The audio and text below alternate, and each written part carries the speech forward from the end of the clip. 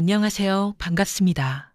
1800년 6월 28일 새벽, 조선 22대 임금 정조가 갑작스럽게 세상을 떠났습니다. 49살이었어요. 평소 활쏘기를 즐기고 말을 타고 달렸던 건강한 왕이 등 뒤에 작은 종기 때문에 며칠 만에 눈을 감았습니다. 마치 누군가 이 순간만을 기다렸던 것처럼요. 많은 역사학자들이 바로 이 지점에서 깊은 탄식을 내뱉습니다. 만약 정조가 딱 10년만 더 살았다면 어땠을까요? 그가 치밀하게 준비했던 과학 기술 발전과 상업 부흥, 그리고 썩은 기득권 청산이 완성되었다면 말입니다. 어쩌면 우리는 일본에게 나라를 빼앗기는 그 치욕스러운 역사를 겪지 않았을지도 모릅니다. 정조의 죽음은 단순한 한 임금의 죽음이 아니라 조선이 스스로 근대화할 수 있었던 마지막 기회가 사라진 순간이었으니까요. 정조의 갑작스러운 죽음을 두고 참 많은 추측들이 있습니다.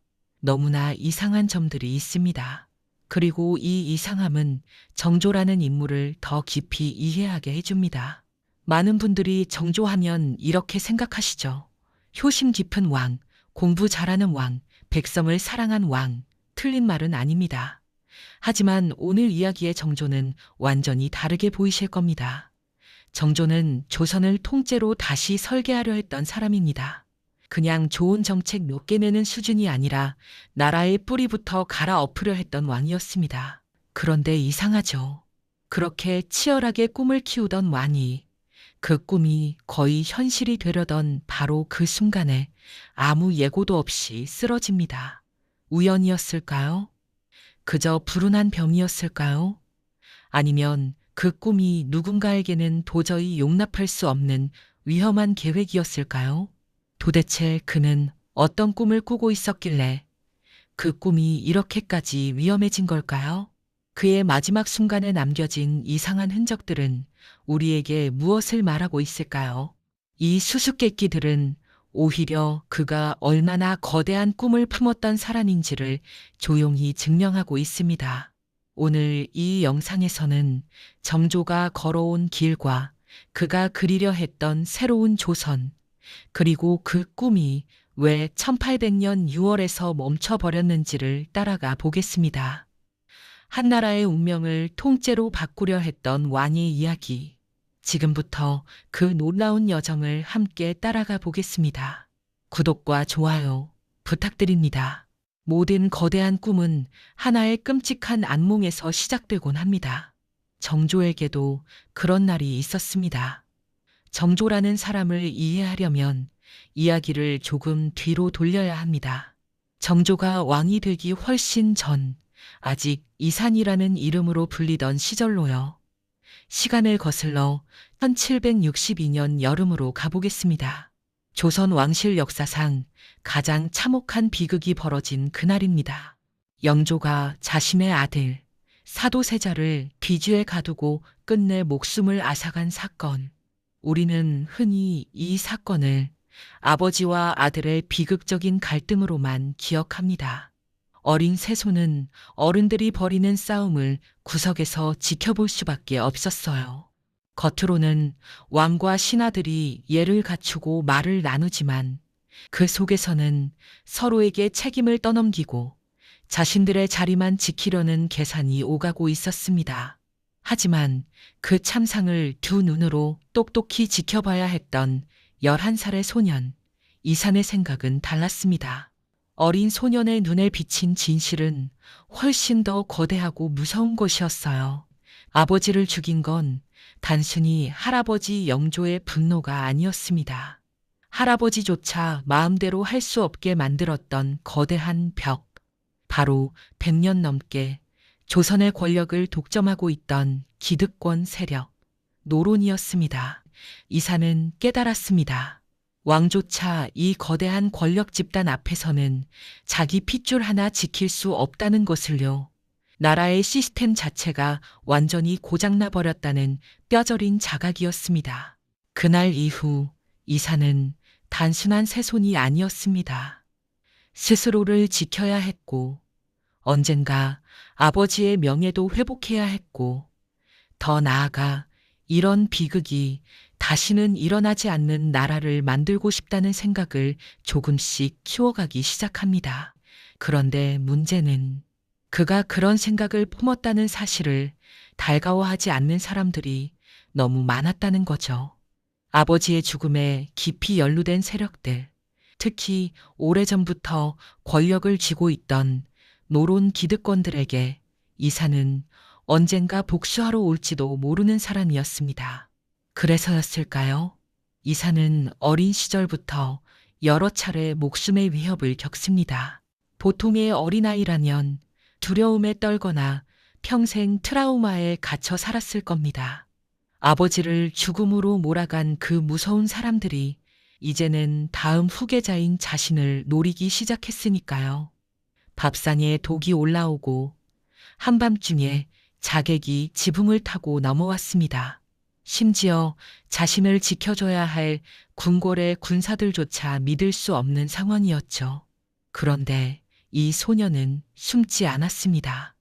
오히려 그 지옥 같은 공포 속에서 아주 위험한 질문을 품기 시작합니다.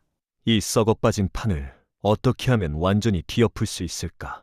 밤이 새도록 책을 읽으며 실력을 키웠고, 낮에는 자신을 둘러싼 배신들의 얼굴을 하나하나 관찰했습니다. 누가 진짜 적이고 누가 방관자인지, 그리고 이 거대한 기득권의 약점은 무엇인지 속으로 피눈물을 삼키며 칼을 갈았던 겁니다. 이산이 파고든 책은 단지 성리학 경전이 아니었습니다. 법, 제도, 경제, 군사, 여러 영역의 고민이 함께 담긴 글들을 찾아 읽었습니다. 이 과정에서 한 가지를 분명히 깨닫습니다. 한 사람만 바꾼다고 해서 아무것도 달라지지 않는다.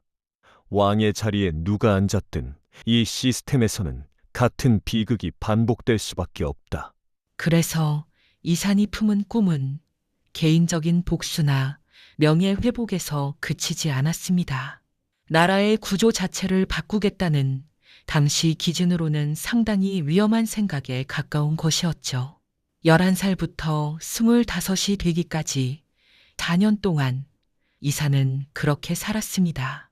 내일 아침 눈을 뜰 때마다 오늘도 살아있다는 사실을 확인해야 했고, 밤에 잠이 들 때까지 언제, 어디에서 어떤 위험이 닥칠지 모르는 삶이었지만 그 속에서 점점 더 단단해져 갔습니다. 그리고 정조에게는 또 한 가지 부담이 있었습니다. 바로 영조의 계비 정순 왕후입니다. 정조의 아버지 사도세자가 죽던 그 시절부터 정순 왕후는 노론 세력과 손을 잡고 권력의 한 축을 이루고 있었습니다. 겉으로는 손주를 아끼는 할머니였지만 정치적으로는 언제든 정조와 부딪힐 수 있는 잠재적인 맞상대였던 거죠.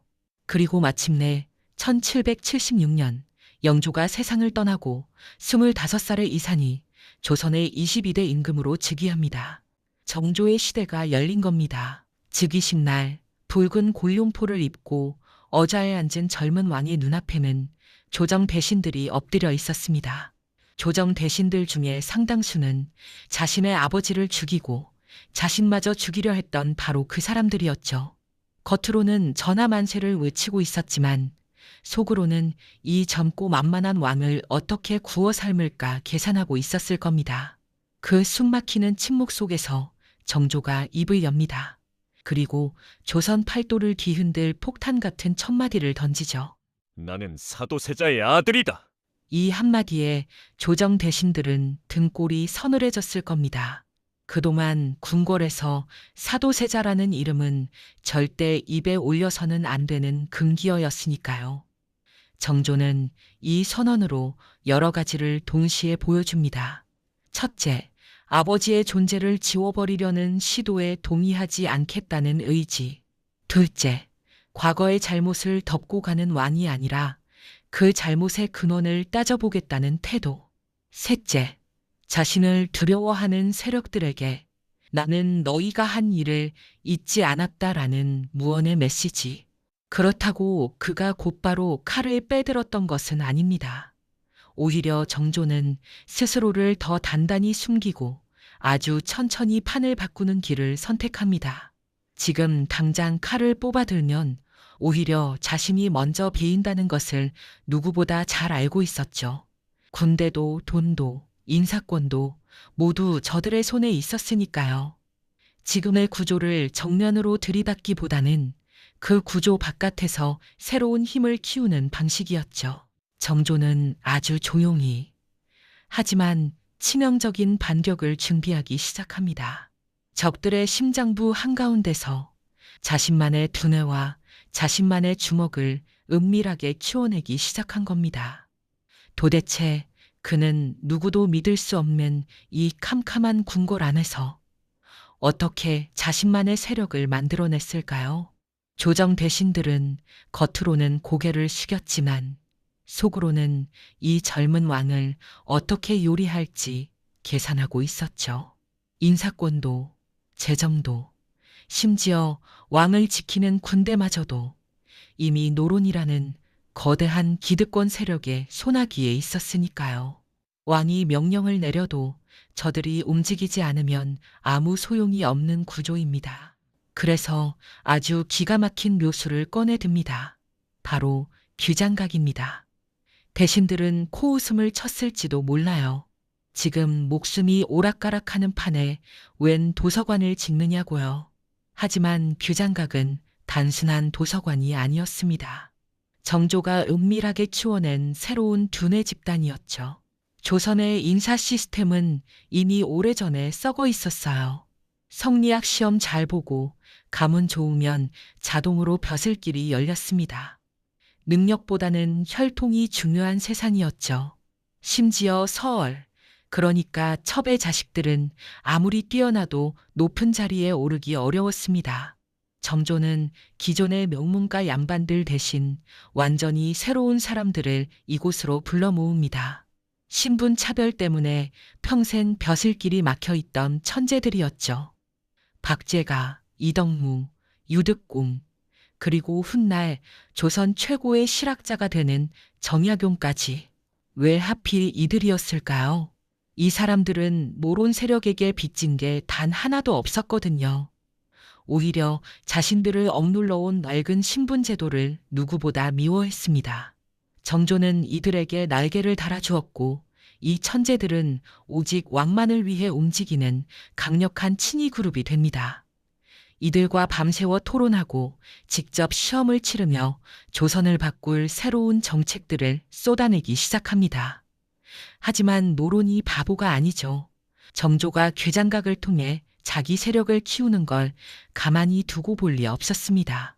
왕위에 오른 지 불과 1년 남짓 지났을 때 끔찍한 사건이 터집니다. 1777년 어느 비오는 밤이었어요. 존형각에서 늦게까지 책을 읽고 있던 정조의 머리 위로 지붕 위에서 이상한 소리가 들려옵니다. 자객이 침투한 겁니다. 다행히 정조가 침착하게 대처해서 목숨은 건졌지만 범인들을 잡고 보니 그 배후가 너무나 충격적이었습니다.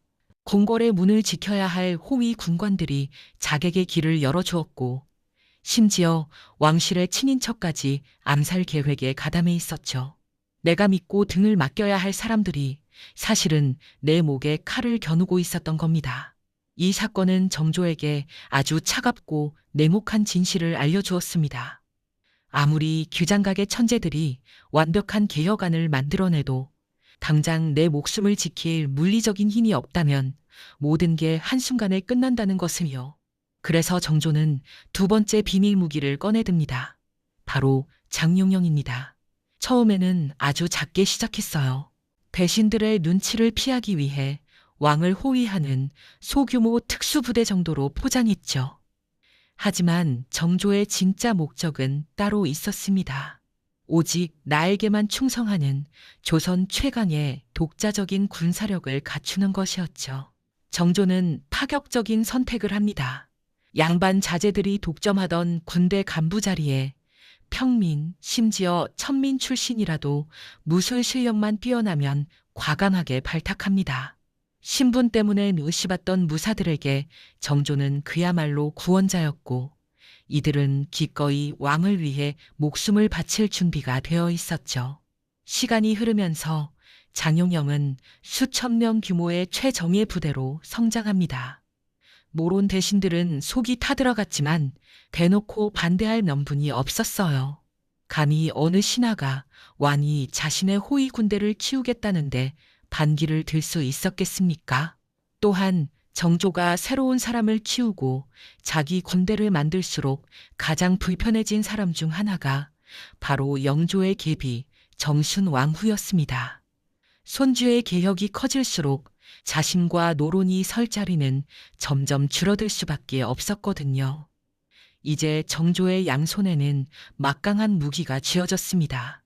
낡은 제도를 부숴버릴 똑똑한 두뇌, 규장각, 그리고 그 계혁을 힘으로 밀어붙일 강력한 주먹, 장용영. 하지만 정조는 여기서 만족하지 않았습니다. 그의 시선은 더 멀고 더 거대한 곳을 향하고 있었죠. 규장각과 장용영을 만들었어도 여전히 한양은 노론이 100년 넘게 뿌리내린 그들의 앞마당이었습니다. 이 판 위에서는 아무리 발버둥 쳐도 한계가 명확했죠. 정조는 마침내 결심합니다. 그렇다면 아예 이 판 자체를 엎어버려야겠다. 한양을 버리고 내가 직접 새로운 판을 짜겠다. 아버지의 무덤이 있는 그곳에서 새로운 조선을 시작하겠다. 정조는 조선 역사상 가장 거대하고 가장 은밀한 프로젝트를 시작합니다. 겉으로는 돌아가신 아버지를 향한 지극한 효심으로 포장했지만 그 속에는 기득권 세력을 완전히 붕괴시킬 치명적인 칼날이 숨겨져 있었죠. 그가 선택한 도시는 수원이었습니다. 도대체 정조는 어떤 기가 막힌 명분으로 반대 세력의 입을 막아버렸을까요? 그리고 그가 세우려 했던 새로운 도심은 어떻게 조선의 운명을 바꿀 거대한 트로이 목마가 되었을까요? 1789년 정조는 마침내 오랫동안 준비해온 거대한 계획에 첫 단추를 끼웁니다. 내 아버지 사도세자의 묘를 수원 명당 자리로 옮기겠다. 이 발표가 조정에 떨어졌을 때 노론 대신들은 속으로 안도했을지도 모릅니다. 아, 드디어 효심 깊은 아들 노릇을 하려나 보군. 무덤 하나 옮기는 거면 우리가 반대할 이유가 없지. 유교 국가 조선에서 왕이 억울하게 죽은 아버지를 좋은 곳으로 모시겠다는데 감히 어떤 신하가 반대할 수 있었을까요? 반대하는 순간 불효막심한 역적으로 몰릴 텐데요. 정조는 바로 이 완벽한 명분, 효도라는 무적의 방패를 내세웠습니다. 하지만 이건 철저하게 계산된 연막작전이었습니다. 정조의 진짜 목적은 무덤을 옮기는 게 아니었죠. 그의 머릿속에는 이미 조선 역사상 단 한 번도 시도된 적 없는 엄청난 프로젝트가 그려져 있었습니다. 바로 조선판 신도시 건설이었습니다. 수원은 한양과 적당히 떨어져 있으면서도 교통의 요지였고 군사적으로도 중요한 위치였습니다. 정조는 이곳을 조선의 미래 버전으로 만들어 보기로 결심합니다. 1794년 본격적인 수원 화성 공사가 시작됩니다. 정조는 자신이 가장 아끼는 천재, 규장각의 정약용을 부릅니다. 네가 가진 모든 지식을 총동원해서 가장 견고하고 아름다운 성을 설계해라. 정약용은 서양의 건축 기술과 과학 서적들을 연구해서 거중기와 목모라는 놀라운 기계를 발명해냅니다. 무거운 돌을 적은 힘으로 들어올리는 획기적인 장비였죠.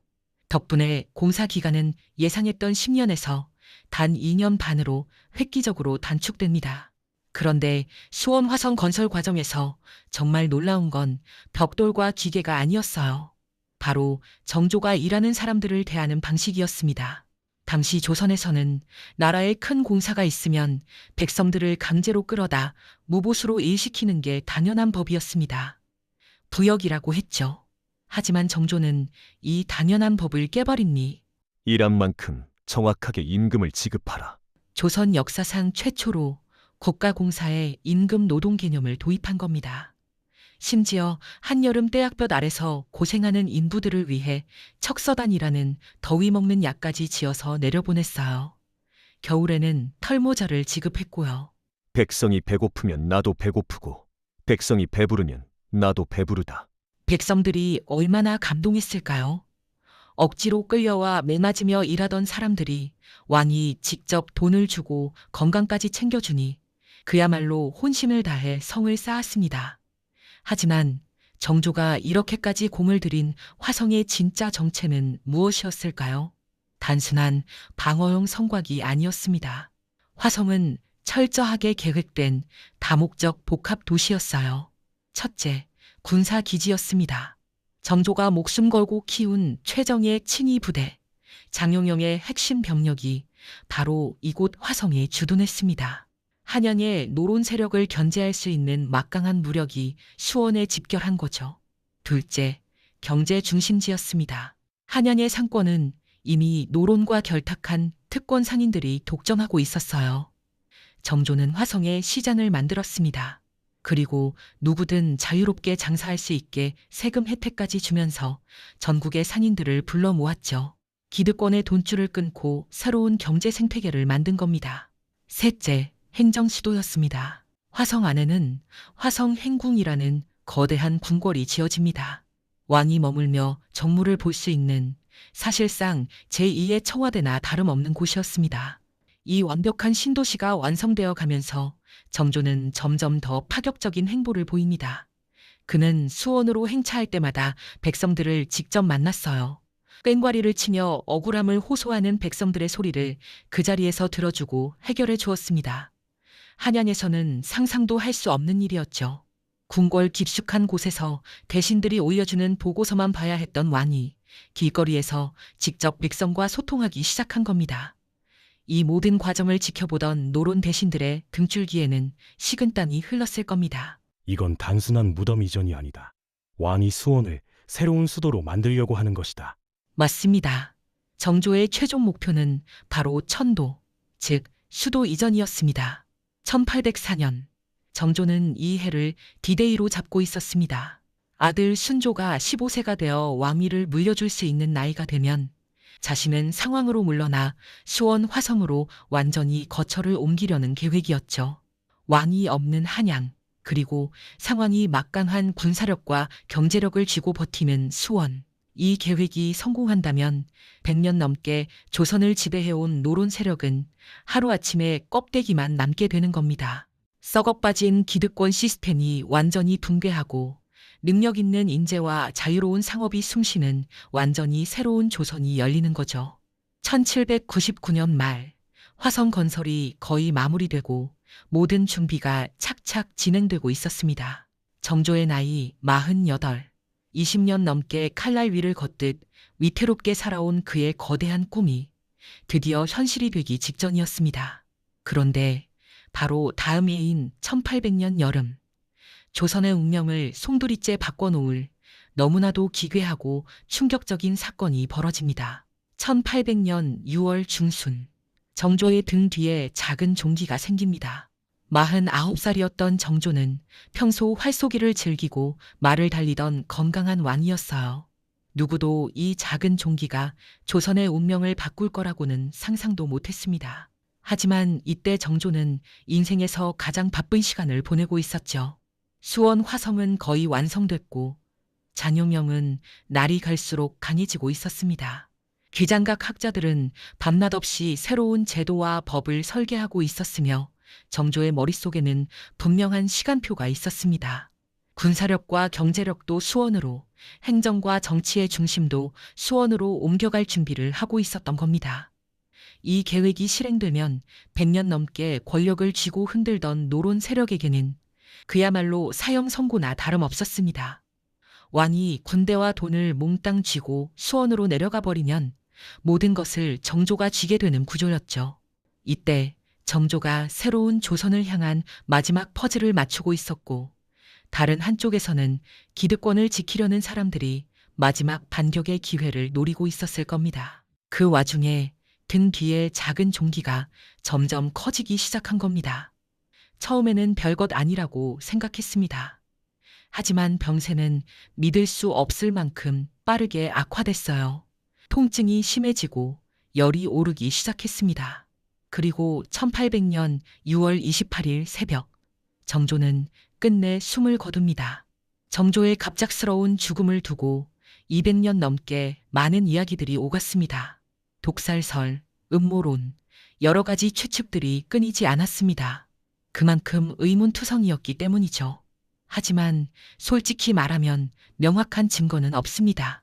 도대체 어떤 시대였기에 한 왕의 마지막 순간에 이렇게 많은 의문이 따라붙는 걸까요? 바로 기가 막힌 타이밍과 속도입니다. 정조가 눈을 감자마자 조선의 권력 지도가 믿을 수 없을 만큼 빠르게 바뀝니다. 마치 누군가 미리 치밀한 시나리오를 짜놓고 이제 시작이다라는 신호만 기다리고 있었던 것처럼요. 1800년은 모론 세력에게 정조의 거대한 계획을 막을 수 있는 사실상 마지막 기회의 시점이었어요. 이 절체절명의 타이밍에 정조가 갑자기 쓰러진 겁니다. 그리고 이 이상함을 제대로 이해하려면 정조 곁에 있던 바로 정순왕후입니다. 촌수로 따지면 영조의 계비니까 정조에게는 할머니가 되죠. 하지만 놀랍게도 그녀는 정조보다 고작 6살이 많았을 뿐입니다. 더 중요한 사실은 그녀의 친정입니다. 경주 김씨. 바로 정조의 아버지 사도세자를 죽음으로 몰아간 노론 벽파의 핵심 가문이었습니다. 정조와 정순왕후 두 사람의 관계는 겉으로는 예의 바른 할머니와 손자였지만 그 속은 복수와 견제로 얼룩져 있었죠. 정조는 즉위 초기 정순왕후의 친정 세력을 하나씩 제거해 나갔습니다. 아버지의 죽음에 관여한 자들에 대한 처절한 응징이었죠. 정순왕후 입장에서는 자신의 정치적 기반을 파괴하는 원수가 바로 손자 정조였던 겁니다. 영조가 살아있을 때는 정순왕후가 실질적인 권력자였어요.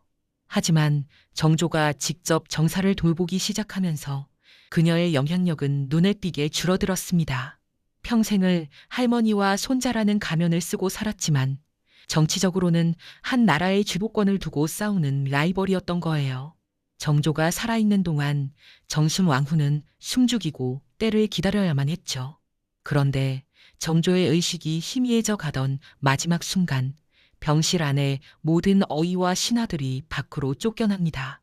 방 안에는 단 2사람, 다 죽어가는 정조와 그의 평생 정적이었던 정순왕후만 남게 됩니다.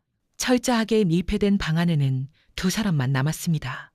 그녀가 병실에 들어가 단둘이 남겨진 지 얼마 지나지 않아 방 안에서 통곡 소리가 들려왔습니다. 주상께서 승하하셨다는 선언이었죠. 도대체 그 밀실에서 단둘이 있던 그 짧은 시간 동안 무슨 일이 있었던 걸까요? 아무도 그 안에서 무슨 대화가 오갔는지, 무슨 일이 벌어졌는지 알지 못합니다. 또 다른 의혹은 치료진의 구성입니다. 일부 연구에 따르면 정조의 치료를 담당한 의원들 가운데 노론 핵심 인물들과 연결된 사람이 있었다고 합니다. 내 목숨을 가장 미워하는 정치적 적들의 손에 생사가 맡겨진 상황이었던 거죠. 또한 병세가 악화되자 어이들이 사용한 치료법 중에는 당시로서도 매우 위험하고 독성이 강한 것들이 있었다고 합니다. 일부 학자들은 이런 극약 처방이 오히려 증상을 악화시켰을 가능성을 제기하기도 합니다. 그리고 정조의 죽음 직후에 벌어진 일들의 속도입니다. 범죄 수사에 가장 기본 원칙이 있죠. 그 사건으로 가장 큰 이익을 본 자가 범인이라는 것에 정조가 눈을 감자마자 기다렸다는 듯이 권력의 판도가 완전히 뒤집힙니다. 겨우 11살 순조가 왕위에 오르고 수렴청정이라는 이름으로 실권을 쥔 사람은 바로 마지막까지 병실에 있었던 정순왕후였습니다. 그리고 정조의 죽음으로 벼랑 끝에 몰렸던 노론 세력은 화려하게 부활합니다. 그들은 권력을 잡자마자 정조가 평생 키운 천재들을 모조리 유배 보내고 왕의 군대 장용령을 흔적도 없이 해체해버립니다. 수원 천도 계획도 완전히 백지화시켜버렸죠. 마치 누군가 미리 치밀한 시나리오를 짜놓고 기다린 것처럼 말입니다. 물론 반대 의견도 있습니다. 최근 일부 연구에서는 정조의 개인 편지들을 근거로 극심한 스트레스와 과로사 가능성을 지적하는 학자들도 있습니다. 하지만 독살이든 과로사든 변하지 않는 명백한 진실이 하나 있습니다. 그들이 그토록 두려워했고 기어이 멈춰 세우고 싶었던 것은 이산이라는 한 사람이 아니었다는 겁니다. 바로 정조가 꾸었던 새로운 조선이라는 거대한 꿈 그 자체였던 거죠. 여러분, 이 모든 정치적 비사와 의혹들이 우리에게 말해주는 진짜 진실은 뭘까요? 많은 역사학자들이 바로 이 지점에서 깊은 탄식을 내뱉습니다. 만약 정조가 딱 10년만 더 살았다면 어땠을까요? 그가 치밀하게 준비했던 능력 중심의 사회, 과학 기술 발전, 그리고 썩은 기득권 청산이 완성되었다면 말이에요. 어쩌면 우리는 일본에게 나라를 빼앗기는 그 치욕스러운 역사를 겪지 않았을지도 모릅니다. 정조의 죽음은 조선이 스스로 근대화할 수 있었던 마지막 기회가 사라진 순간이었으니까요. 그렇다면 정조는 완전히 실패한 걸까요? 아닙니다. 지금 수원에 가보시면 화성이 그대로 서 있습니다. 유네스코 세계문화유산으로 지정된 웅장한 성곽이 200년이 지난 지금도 굳건히 남아있죠. 그리고 무엇보다 정조가 남긴 가장 위대한 유산은 눈에 보이지 않는 곳에 있습니다. 백성이 곧 하늘이라는 믿음. 능력 있는 자라면 신분에 상관없이 쓰여야 한다는 원칙. 권력은 두려움이 아니라 신뢰에서 나와야 한다는 진리. 그가 목숨을 걸고 증명하려 했던 이 가치들은 200년의 시간을 건너뛰어 지금 우리가 살고 있는 대한민국에 너무나 당연한 상식이 되었습니다. 4년 동안 암살의 공포 속에서 살면서도 두려움에 숨어버리지 않았던 이산. 24년 동안 고독한 권력의 정점에서 포기 대신 새로운 길을 끊임없이 찾아 나갔던 정조. 우리가 오늘 정조를 기억하는 것은 그가 불쌍하게 죽은 왕이어서가 아닙니다. 불가능해 보이는 현실 속에서도 끝까지 자신이 옳다고 믿는 세상을 향해 걸어갔던 진정한 리더였기 때문입니다.